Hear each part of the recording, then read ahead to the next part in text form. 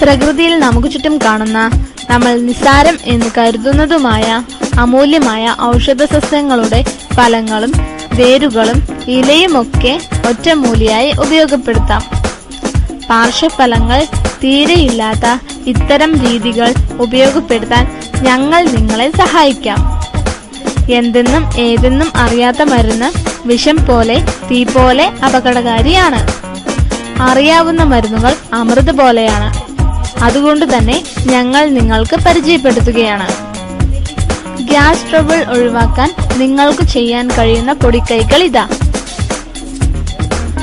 10 റാത്തൽ നെല്ലിക്ക, 7.5 റാത്തൽ ശർക്കര, 1 റാത്തൽ ഉണക്കമുന്തിരി, 8 കഴഞ്ച് ഏലത്തരി, 4 കഴഞ്ച് തിപ്പലി, ഉരുജീരകം ഇവ ഭരണിയിലാക്കി മണ്ണിലോ നെല്ലിലോ കുഴിച്ചിടുക.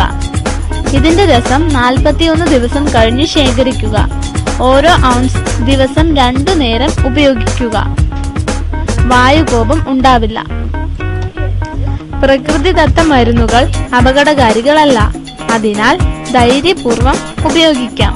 ഉപയോഗം മൂലം മാറ്റമുണ്ടായാൽ തീർച്ചയായും നിരന്തരമായിരിക്കും.